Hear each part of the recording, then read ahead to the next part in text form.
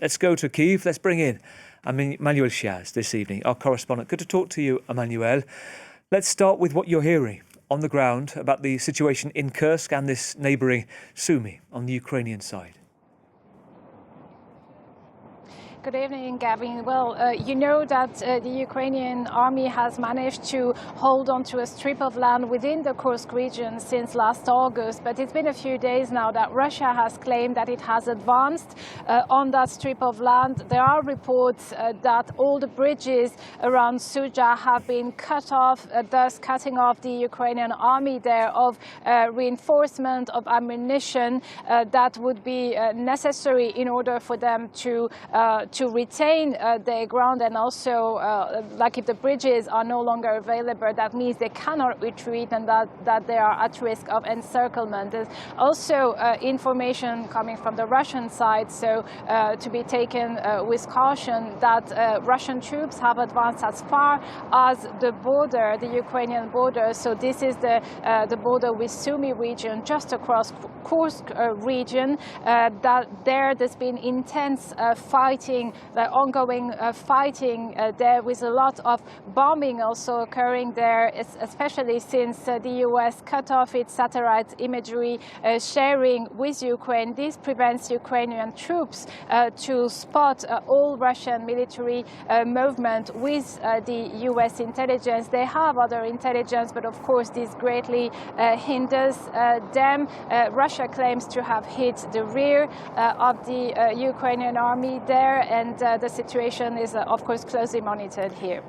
We're seeing a European response with this unpredictable US suddenly putting more money into supporting Ukraine. The French today announcing they're using 200 million euros of interest on frozen Russian assets to go towards the so-called glide bombs and missiles to fit on the French Mirage jets that are assisting Ukraine.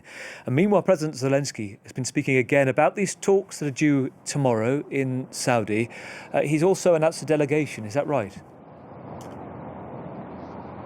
Absolutely. He lifted the veil on who will accompany him for those talks. There will be the Defense Minister, Rustem Umerov, as well as Foreign Minister Andriy Sybiha, and the head of the presidential administration, Andriy Yermak.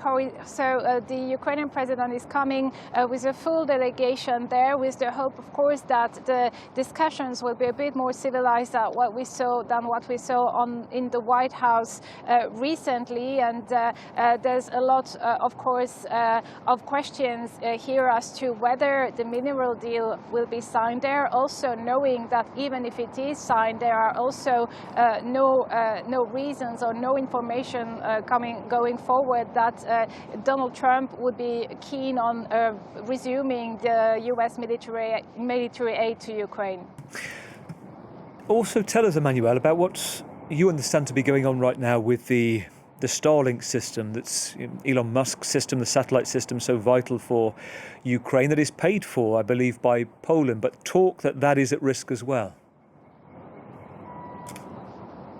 Well, this is a worry here, both from the population and from the military. Like, the military heavily relies on Starlink, has relied on Starlink so far to facilitate communication. It doesn't mean it's the only way of communicating within the army. Of course, they also have radio systems and other electronic systems, but it has greatly facilitated communications between all levels of the military, and there are talks now between Ukraine and its allies to find replacement systems, other satellite systems, a French system, British systems that might replace those Starlinks. So it's not as if Ukraine would be left with nothing, but by the time this is replaced, there will be a lapse of time during which Ukraine might again find itself hindered if the Starlink should be cut off. I would just like to point out that Marco Rubio, the US Secretary of State, said that nobody had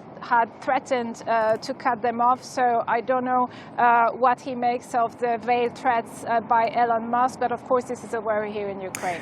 Emmanuelle, great to talk to you as always. Emmanuelle Chaze, our correspondent in Kyiv this evening.